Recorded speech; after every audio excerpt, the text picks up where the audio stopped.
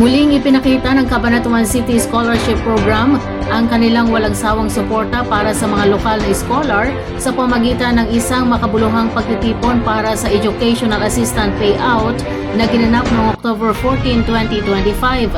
Sa nasabing okasyon, personal na dumalo si Congressman Jay Vergara upang maipakita at makipag-ugnayan sa mga benepisyaryo ng programa.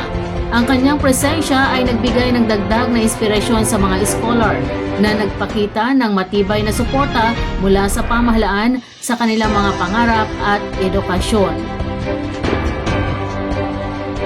Ang programa ay isang patunay ng dedikasyon ng pamahalaang lungsod ng Cabanatuan na patuloy na isulong ang edukasyon bilang pangunahing susi sa pag-unlad ng kabataan at ng buong komunidad.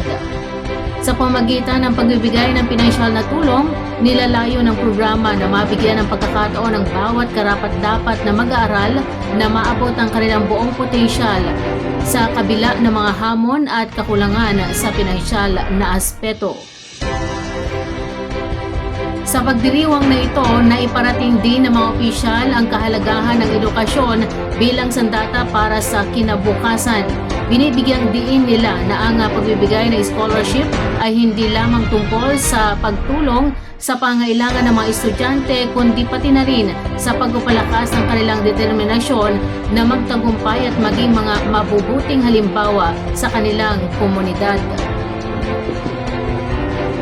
Naniniwala ang lokal na pamahalaan na ang pag-invest sa edukasyon ay direktang pag-invest sa kinabukasan ng lungsod. Kaya naman patuloy silang magsisikap upang mapalawak pa ang scholarship program at matugunan ang pangailangan ng mas marami pang mga estudyante sa darating na mga taon. Sa pagtatapos ng programa, pinasalamatan ng mga scholar si Congressman Jay Vergara at ang buong lokal na pamahalaan sa pamumuno ni Mayor Michael Elizabeth R. Vergara at mga konsehales sa kanilang suporta. Nagpaabot din sila ng pangakong magsusumikap upang mapagtagumpayan ang kanilang pag-aaral at maibalik ang biyaya sa kanilang mga pamilya at komunidad. Ang Cabanatuan City Scholarship Program ay tunay na nagiging tulay para sa maraming kabataan upang maabot ang kanilang mga pangarap at maging mga produktibong miyembro ng lipunan. Ipinarating ng mga magsasaka at residente ng Barangay Carmen Zaragoza, Nueva Ecija ang pasasalamat dahil sa matagumpay na pagkumpleto at formal na pagbubukas ng bagong gawang 150 metrong Farm to Market Road o FMR noong October 13, 2025. Ang proyektong ito ay isang malaking hakbang tungo sa mas maayos at mas ligtas na transportasyon ng mga produktong agrikultural mula sa bukid patungo sa pamilihan na tiyak na magdudulot ng positibong epekto sa buong komunidad. Ang nasabing proyekto ay naisakatuparan sa tulong ng Fiscal Year 2024 Seal of Good Local Governance Incentive Fund o SGLGIF, isang programa ng Department of the Interior and Local Government o DILG na naglalayong suportahan ang mga mahalagang proyekto ng mga lokal na pamahalaan na tumanggap ng Seal of Good Local Governance o SGLG sa pamamagitan ng pondo mula sa SGLGIF.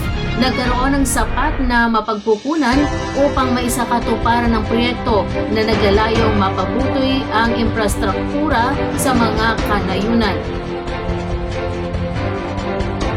Ang bagong concreted road na ito ay inaasahang makikinabang hindi lamang ang 3,623 residente ng Barangay Carmen, kundi pati na rin sa mga estudyante, manggagawa at iba pang mga commuter mula sa mga kalapit na barangay.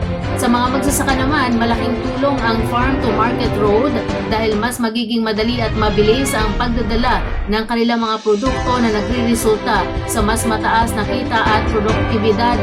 Bukod dito, pinapabuti rin nito ang akses sa mga serbisyong pangkalusugan, edukasyon at iba pang pang-araw-araw na pangailangan ng mga tao sa komunidad. Sa pagsisimula ng programa, nanguna sa seremonya ng inauguration na si Mayor Lovelia D.G. Belmonte Espiritu kasama si DILG Region 3 Regional Director Araceli A. San Jose Seso 3 at DILG Nueva Ecija Provincial Director Attorney Ofelio A. Taktak Jr. Seso 5. Sa kanilang mga talumpati, binigyang diin nila ang kahalagahan ng ganitong mga proyekto sa pagpapaunlad ng mga lokal na pamayanan at pagpapalakas ng sektor ng agrikultura sa Nueva Ecija na kilala bilang Rice Granary of the Philippines. Pinuri rin nila ang patuloy na pagtutulungan ng lokal na pamahalaan at ng DILG sa pagtugon sa mga pangailangan ng mga mamamayan, lalo na sa pagpapabuti ng infrastruktura na nagiging tulay upang magkaroon ng mas malawak na oportunidad para sa pag-unlad. Ang pagkumpleto ng farm-to-market road sa Barangay Carmen ay isa lamang sa mga hakbang ng pamahalang lokal upang masigurong ang bawat sulok ng bayan ay maabot at mapaglingkuran ng maayos. Inaasahan na magdadala ito ng positibong pagbabago hindi lamang sa sektor ng agrikultura kundi pati na rin sa pangkalahatang kalidad ng buhay ng mga residente sa Zaragoza at mga kalapit na lugar.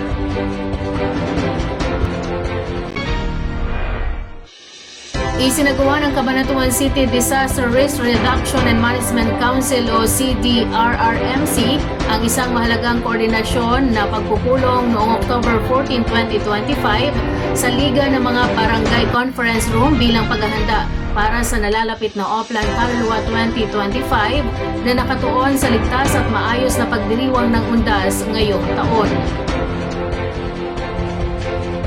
Dumalo sa pagpupulong ang mga kinatawan mula sa iba't ibang departamento ng lungsod at mga katuwang na ahensya upang talakayin at tapusin ang mga plano at estratehiya na layuning masiguro ang kaligtasan ng publiko sa paggunita ng Araw ng mga Santo at Araw ng mga Kaluluwa.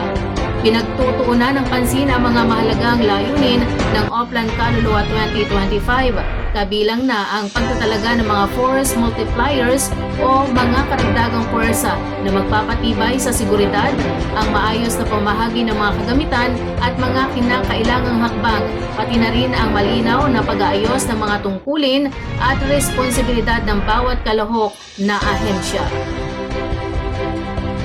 Sa gitna ng pagdiriwang ng undas kung saan maraming mga pamilya ang bumibisita sa mga sementeryo upang alalahanin ang kanilang mga mahal sa buhay, inaasahan ng lokal na pamahalaan na magiging mas matahimik, maayos at ligtas ang paggunita upang maiwasan ang anumang uri ng aksidente, kaguluhan o sakuna.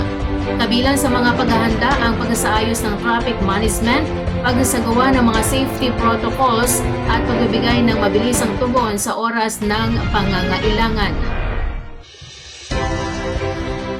Pinangungunahan ng CDRRMC ang pagtutulungan ng mga pulis, bombero, mga opisyal ng barangay at iba pang mga ahensya ng gobyerno upang mapanatili ang kaayusan sa mga lugar na madalas puntahan ng mga bisita, partikular na sa mga sementeryo at pampublikong lugar na may malaking konsentrasyon ng tao sa panahon ng undas.